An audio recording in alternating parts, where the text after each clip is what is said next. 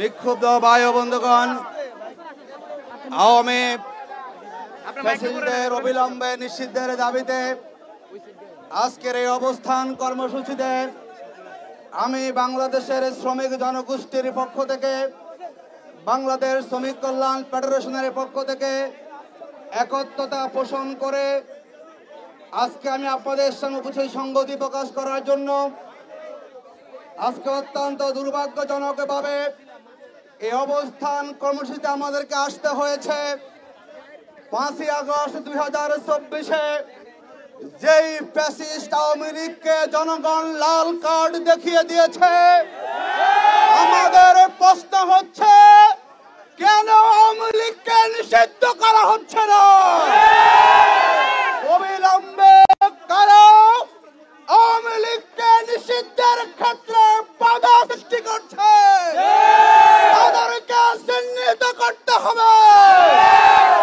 আমরা মনে করি আর কোন টাল বাহানা করার সুযোগ নয়।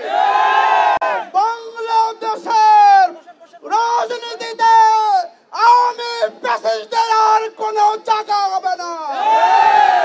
আমরা প্রধান উপদেষ্টাকে বলবো, উপদেষ্টা মন্ডলীকে বলবো, আপনারা এই দেশের হাজারো ছাত্র শ্রমিক জনতার রক্তের উপর দিয়ে আপনারা ক্ষমতায় বসেছেন।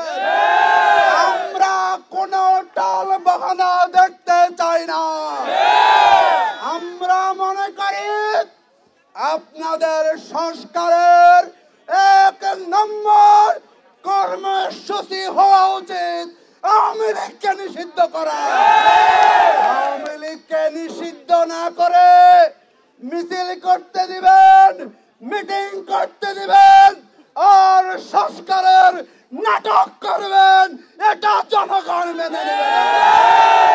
এই আওয়ামী লীগ দেশের শত্রু, স্বাধীনতার শত্রু, ইসলামের শত্রু, মানবতার শত্রু, মূল্যবোধের শত্রু।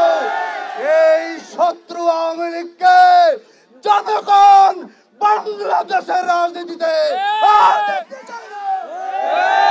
আমরা বলবো আমরা নির্বাচন চাই, কিন্তু ওই নির্বাচনে আওয়ামী লীগকে রাজনৈতিক সুবিধা দেওয়ার কোন নির্বাচন আমরা চাই না। সুতরাং নির্বাচন হবে, আওয়ামী লীগ অবশ্যই নিষিদ্ধ হতে হবে।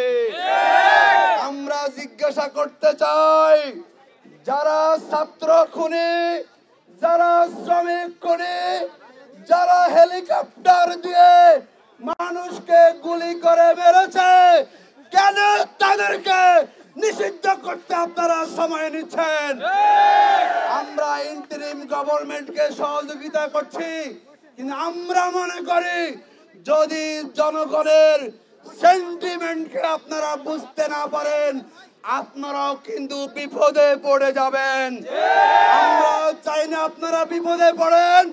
সুতরাং সময় থাকতে অবিলম্বে আওয়ামী লীগকে নিষিদ্ধ করতে হবে। এই সন্ত্রাসী সংগঠন, এই মানবতা বিরোধীদের সংগঠন আওয়ামী লীগের রাজনৈতিক সংগঠন আমরা বলি।